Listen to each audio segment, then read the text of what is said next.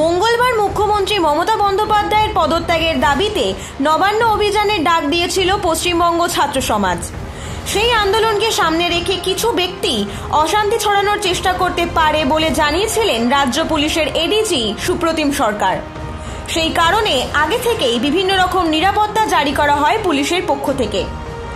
মঙ্গলবার সকাল থেকেই নবান্ন চত্বরে পুলিশের পক্ষ থেকে বিভিন্ন রকম নিরাপত্তা বলয় তৈরি করা হয়।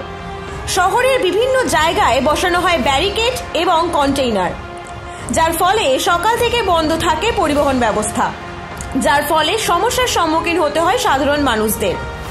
কিন্তু বেলা বাড়ার সাথে সাথে বৃষ্টিকে উপেক্ষা করে বাড়তে থাকে মানুষের ভিড়।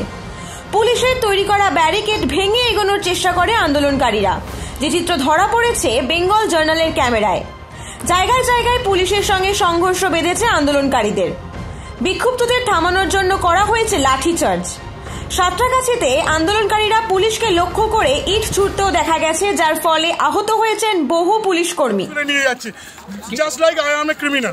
আমি তো কোনো ক্রিমিনাল নই যে আমার কোমর ধরে আমাকে নিয়ে যেতে হবে। আমি যারা অসুস্থ হয়েছে তাদের শুশ্রূষা আমাদের ক্যাম্প করা হয়েছে, ওখানে সেই ক্যাম্পে নিয়ে যাচ্ছি। সেইটা করতে গিয়ে পুলিশ আমাকে তুলে নিয়ে যাচ্ছে।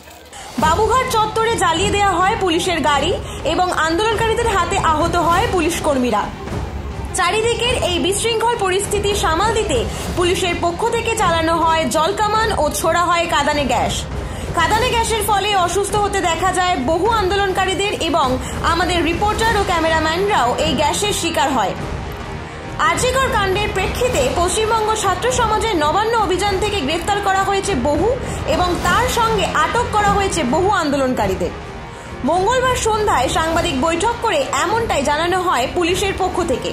সেল ছুড়েছে, ওপর থেকে বোম ছুড়েছে, তারপরে আমরা বিক্ষিপ্তভাবে ওখানে চোখ মুখ ভীষণ জ্বালা করছে, এত জ্বালা জ্বলছে সহ্য করতে পারছি না। এখানে কোনো জল নেই, কোনো খাবারের দোকান নেই। এত বর্বরতা, এত নিষ্ঠুরতা, এত অত্যাচার মহিলাদের প্রতি, এই অবিচারের থেকে পরিত্রাণের রাস্তা চায় মানুষ। তাই হাজারো হাজারো লাখো লাখো মানুষ রাস্তায় বেরিয়েছে। সেটাই তো জানবার বিষয়।